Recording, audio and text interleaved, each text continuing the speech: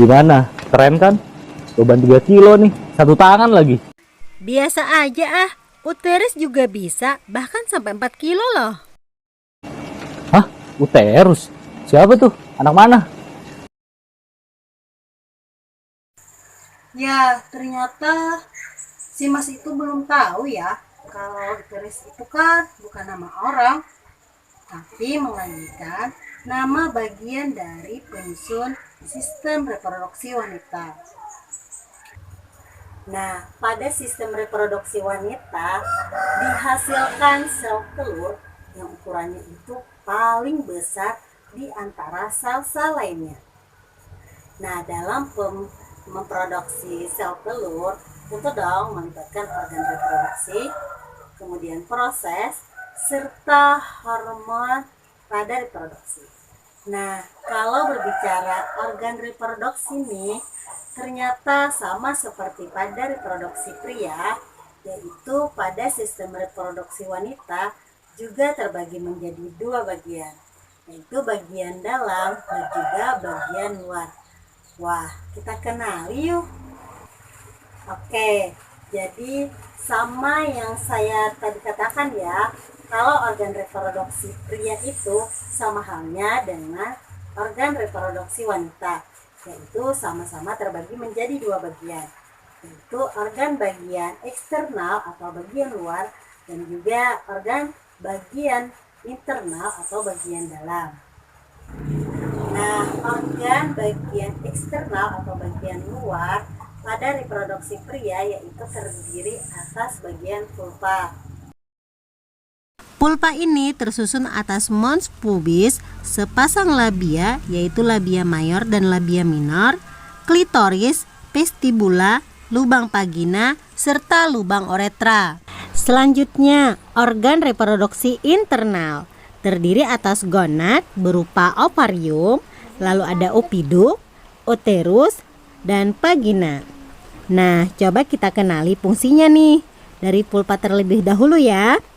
Nah, jadi pulpa terdiri atas beberapa struktur tadi, memiliki fungsi diantaranya untuk melindungi organ reproduksi internal.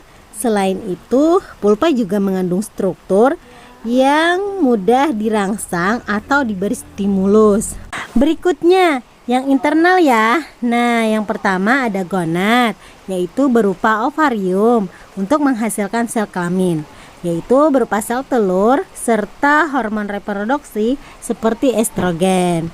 Lalu ada saluran seperti toba fallopi atau opiduk yang bentuknya itu seperti corong.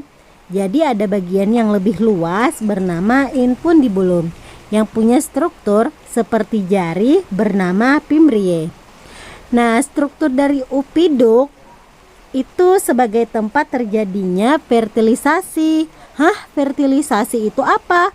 Nah, ini akan kita bahas di video-video berikutnya. Lalu ada uterus atau rahim. Nah, ini adalah ruang yang berperan sebagai tempat berkembangnya embrio serta bisa loh mengakomodasi fetus bahkan sampai 4 kg. Wah, keren kan? Nah, dinding dalam bagian uterus atau disebut endometrium merupakan jaringan yang kaya akan pembuluh darah dan inilah yang meluruh saat perempuan menstruasi. Kemudian bagian leher uterus atau leher vagina yang fungsinya itu sebagai alat kopulasi serta menjadi saluran untuk pengeluaran melahirkan. Oke, sip. Sudah siap belajar? Yuk kita mulai belajar yuk. Hello guys, kita nih para ladies juga sama ya seperti pria, yaitu juga memiliki organ reproduksi internal maupun eksternal.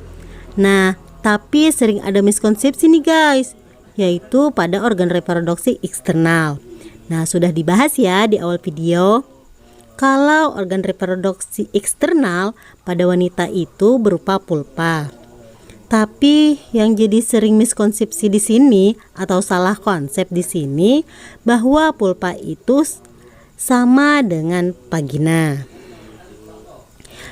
Pulpa tidak sama dengan vagina Karena vagina itu adalah organ reproduksi bagian dalam alias organ reproduksi internal. Sementara itu, pulpa adalah organ reproduksi eksternal. Jadi beda ya. Nah, jadi pulpa itu yang sudah kita bahas di awal video tadi terdiri atas mons pubis. Kemudian ada labia, labia mayor dan labia minor. Lalu ada klitoris, kemudian ada vestibula, lubang uretra, dan lubang vagina. Wah, dari namanya aja udah beda-beda ya. Kira-kira fungsinya buat apa aja ya? Kita bahas yuk. Oke guys, jadi pulpa itu bervariasi ya untuk wanita yang satu dengan wanita yang lain, baik dari bentuk, ukuran, dan warnanya. Nah, jadi tidak ada standar normal dari pulpa ya, karena bervariasi. Oke, sekarang mari kita bahas penyusun pulpa dimulai dari mons pubis. Sesuai namanya, mons pubis terletak di depan tulang pubis dan dia itu tersusun atas bantalan jaringan lemak berbentuk segitiga dan dilapisi oleh kulit. Nah, saat pubertas umumnya mons pubis ini ditumbuhi oleh rambut guys, dan jumlah rambutnya itu bervariasi antara wanita yang satu dengan wanita yang lain. Oke, fungsi dari mons pubis itu adalah sebagai penghalang fisik untuk melindungi organ reproduksi internal atau bagian dalam dari wanita. Berikutnya ada labia atau bibir yang terdiri atas labia mayor atau bibir besar dan labia minor atau bibir kecil. Nah, labia mayor itu homolog dengan skrotum guys. Kenapa? Kok bisa homolog gitu ya? Oke, jadi ini karena si labia mayor itu memiliki asal perkembangan yang sama dengan skrotum. Jadi secara embriologi keduanya berkembang dari jaringan yang sama gitu ya. Nah, labia mayor itu tersusun atas dua lipatan jaringan, yaitu jaringan adiposa atau jaringan lemak dan jaringan fibrosa.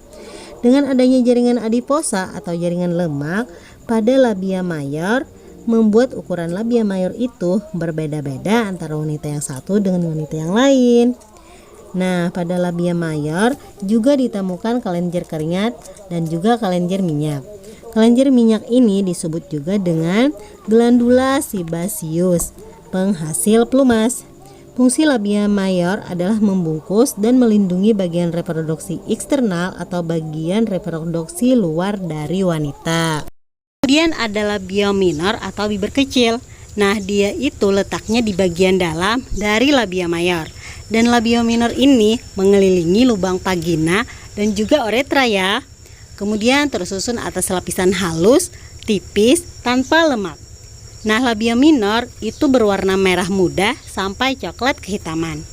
Pada labia minor juga ditemukan kelenjar keringat tapi tidak ada kelenjar minyak. Fungsi labia minor diantaranya adalah melindungi klitoris serta membatasi beberapa bagian pulpa, seperti di antara uretra, lubang uretra dengan klitoris. Oke, itu untuk mons pubis dan juga labia yang terdiri atas labia mayor dan labia minor. Oke, jadi tadi kan pada labia minor disebutkan salah satu fungsinya adalah untuk melindungi klitoris. Nah, sekarang kita lihat klitoris itu seperti apa ya. Oke, jadi perlu kalian tahu nih kalau klitoris itu merupakan struktur dari reproduksi wanita yang homolog dengan penis. Bisa kalian lihat ya gambarnya. Ini klitoris, sementara ini adalah penis. Lihat ya strukturnya mirip dengan penis karena mereka adalah homolog. Nah, sekarang mari kita lihat lagi detail strukturnya. Jadi klitoris itu letaknya di ujung anterior dari labia minor. Dia bentuknya silindris, kemudian panjangnya 1 sampai 1,5 cm dengan diameter 0,5 cm. Nah, seperti di penis, klitoris juga mengandung jaringan erektil. Selain itu, klitoris juga mengandung ujung saraf. Nah, jaringan erektil yang terkandung dalam klitoris adalah corpus cavernosa yang bisa terisi dengan darah saat adanya stimulasi seksual. Jadi sama ya. Nah, tapi bedanya di sini pada penis itu kan jaringan erektilnya tidak hanya corpus cavernosa, tapi ada juga corpus spongium sementara di klitoris tidak ada. Selain itu, meskipun klitoris itu homolog dengan penis, fungsinya itu tidak sama dengan penis, yaitu sebagai alat kopulasi. Tapi klitoris ini hanya struktur yang terkait dengan stimulasi seksual, karena dia sensitif terhadap stimulasi seksual. Kemudian berikutnya adalah vestibula. Nah, vestibula ini rongga antara labia minor. Nah, ini adalah vestibula.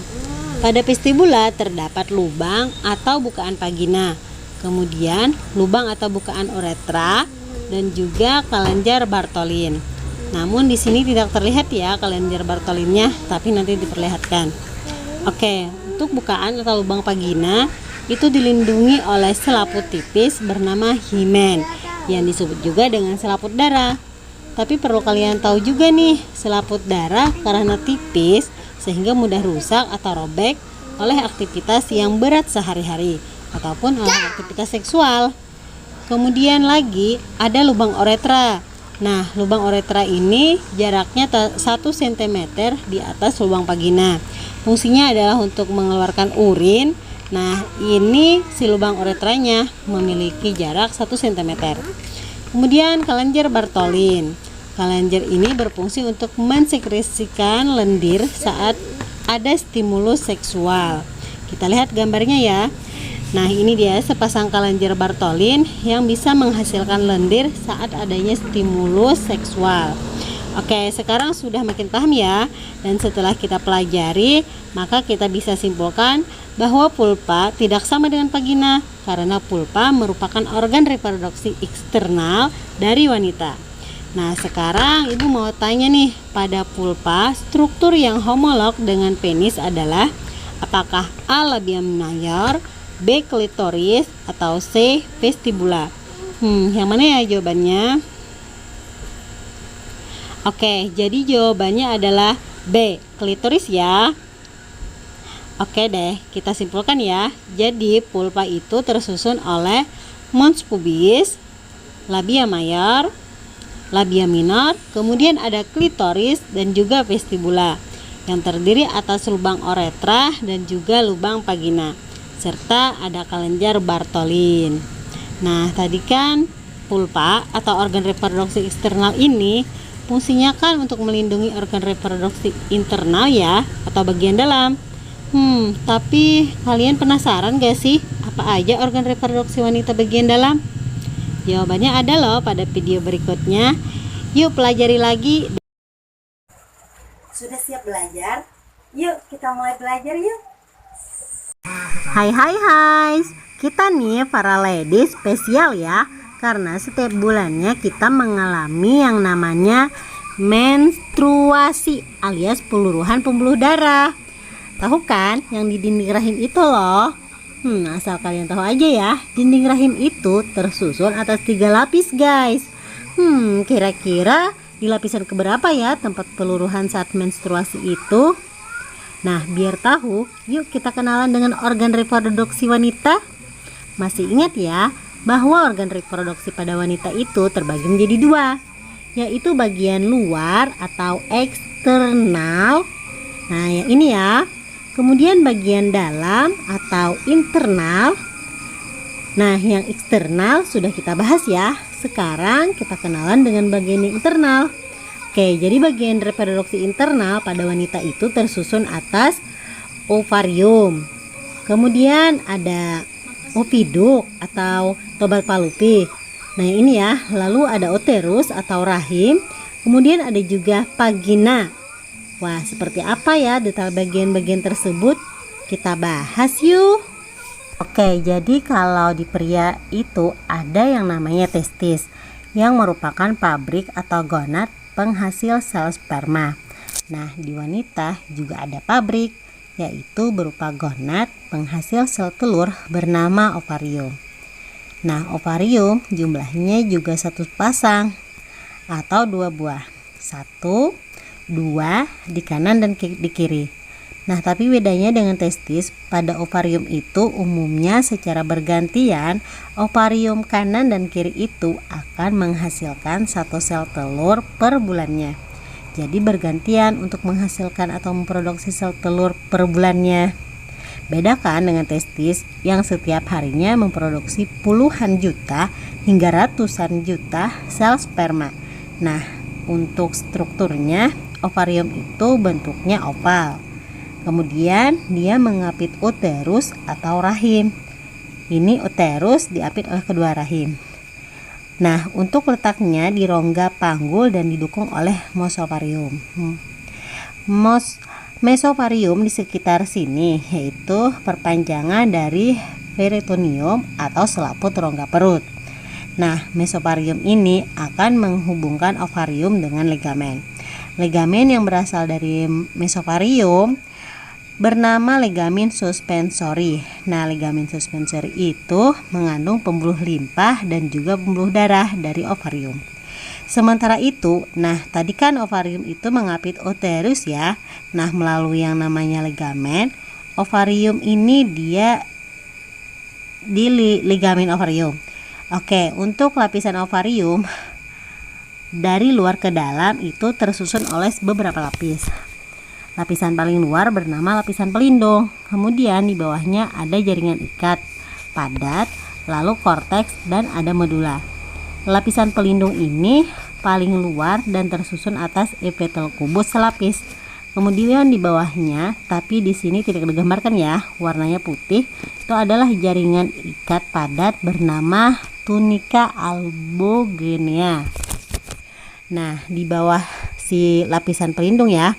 Oke, nah kemudian ada korteks. Nah, di korteks ada oosit. Yang ini ya, yang warnanya kuning. Oosit atau sel germinal dari ovum.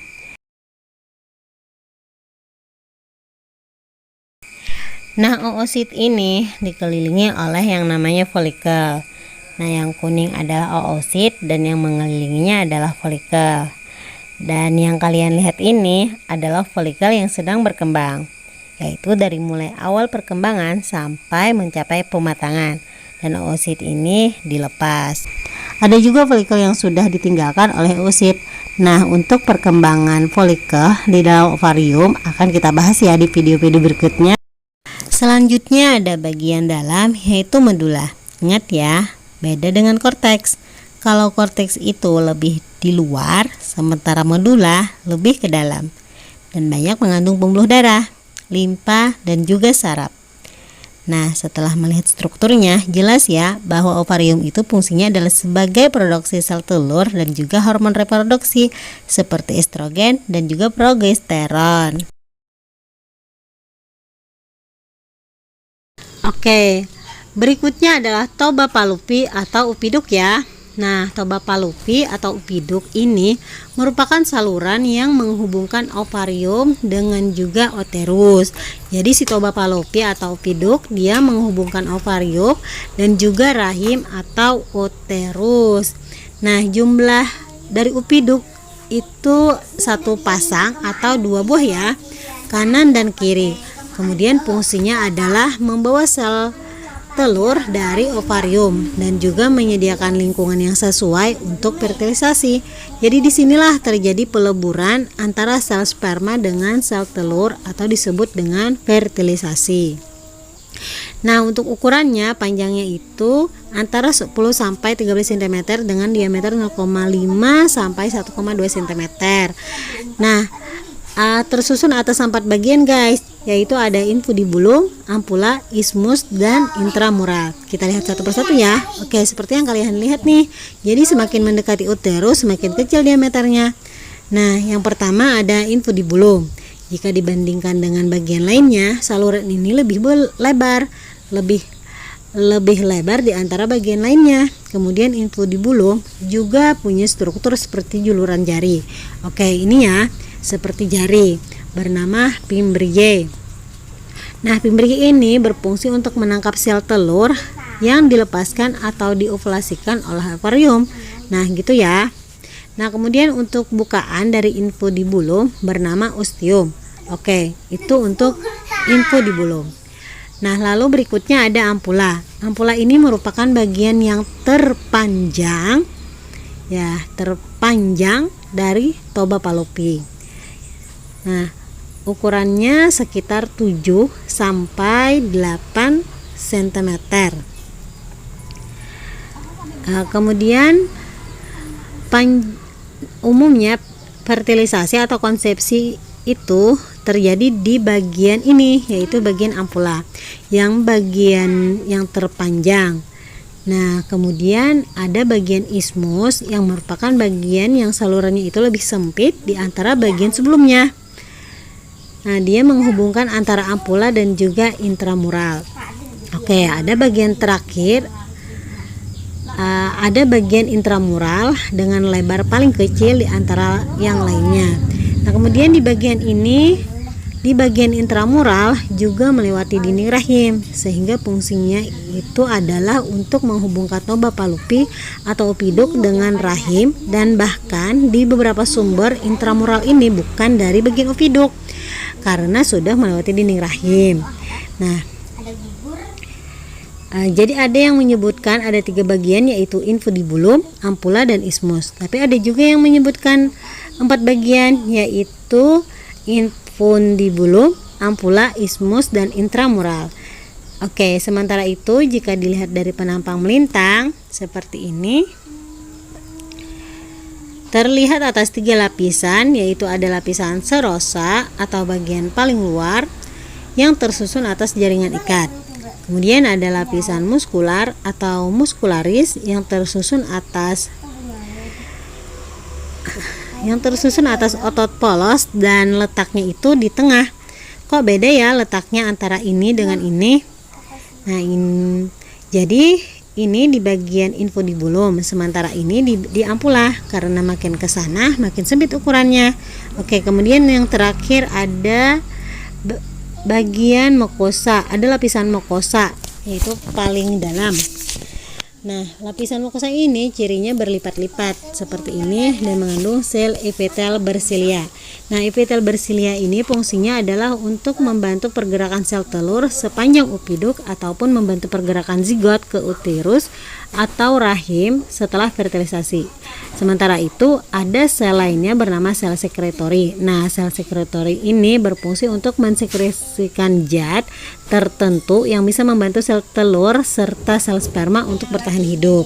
Nah, kemudian ada sel PIG. Nah, sel PIG ini fungsinya sebagai prekursor bagi sel epitel bersilia. Nah, dan sel sekretori, dan terakhir ada ruangan yaitu lumen. Oke, dari opiduk atau toba palupi kita menuju ke uterus ya, atau disebut juga dengan rahim. Nah, seperti apa sih rahim itu? Jadi, uterus atau rahim itu merupakan organ penting bagi perkembangan fetus atau janin. Nah, uterus atau rahim yang ini ya, nah yang saya kotaki, merupakan jaringan fibromuskular yang tebal dan bentuknya seperti buah pir, dengan panjang kurang lebih 7 cm dan lebarnya 4,5 cm dan tebal 3 cm. Tapi jika seorang wanita dalam keadaan kondisi hamil, uterusnya itu bisa mencapai panjang 35 cm dan bisa menopang bobot sampai 4 kg. Wah, keren banget ya. Nah, ada terdapat 3 bagian uterus, yaitu fundus, badan, dan cervix atau leher. Kita lihat ya. Oke, yang pertama ada fundus nih. Pada bagian ini, fundus itu adalah bagian yang terhubung dengan opiduk. Ini opiduk. Ini bagian fundusnya. Nah, fundus dari ovarium ya, yaitu bagian yang terhubung dengan opiduk. Kemudian ada bagian badan.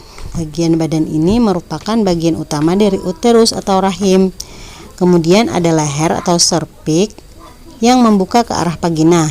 Kemudian fungsinya itu sebagai jalan lahir bagi bayi saat dilahirkan melalui persalinan yang normal. Nah, sementara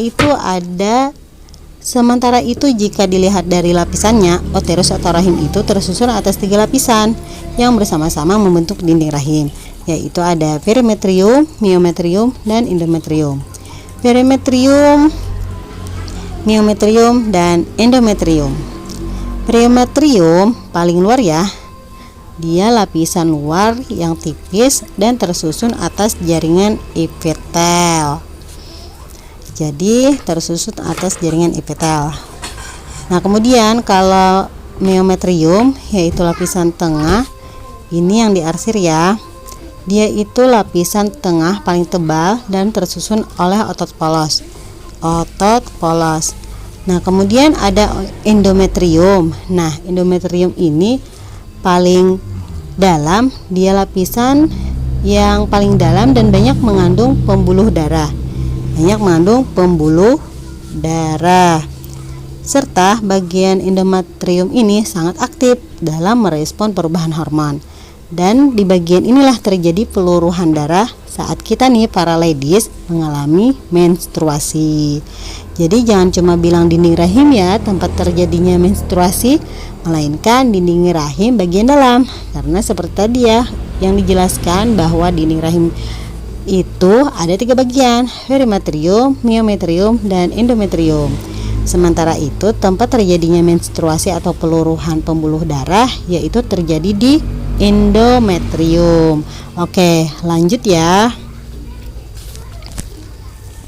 Berikutnya ada vagina. Jadi vagina ini merupakan organ reproduksi internal. Jadi jangan keliru lagi ya, karena masih ada yang menyebutkan vagina adalah organ reproduksi eksternal, padahal dia organ reproduksi internal loh.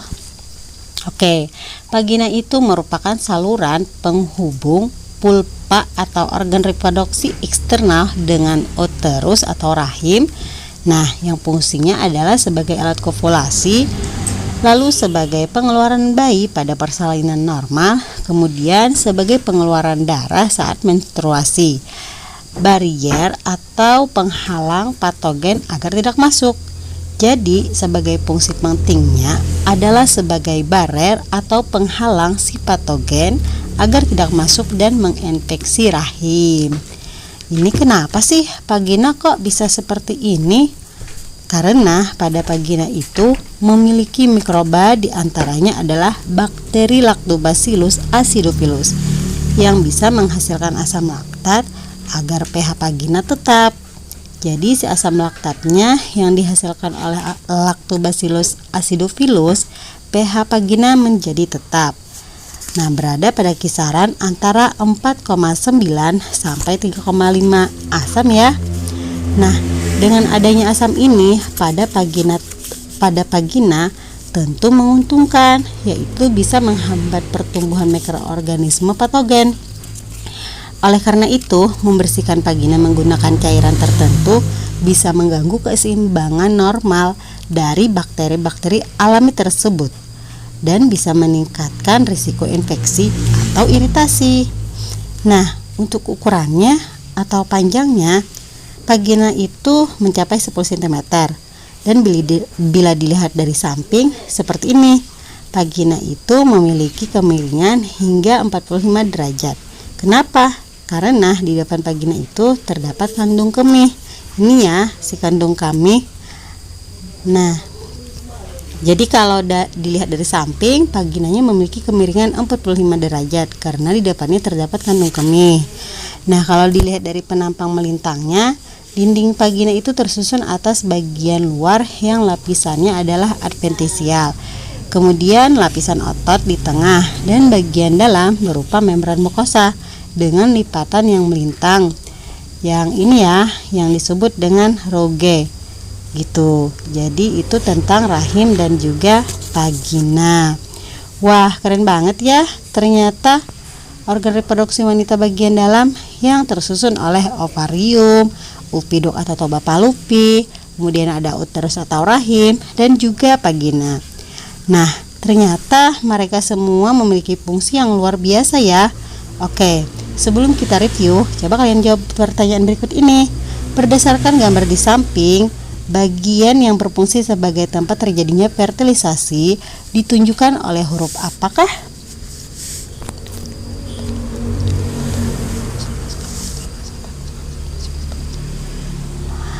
Apakah M, N, O, P, B? Oke, jawabannya yang tepat adalah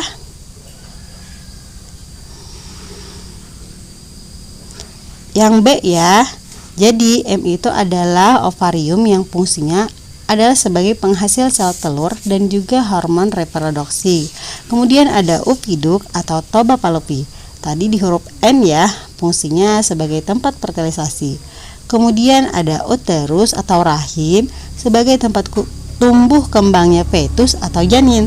Lalu ada vagina sebagai alat kopulasi dan juga pengeluaran bayi saat persalinan atau pengeluaran darah saat menstruasi. Sip. Nah guys, tadi kan salah satu fungsi ovarium sebagai penghasil hormon, yaitu hormon estrogen dan juga progesteron. Bagaimana ya regulasi kedua hormon itu dalam mempengaruhi reproduksi pada wanita? Nanti kita bahas lagi ya pada video-video berikutnya. Semangat terus belajarnya. Assalamualaikum.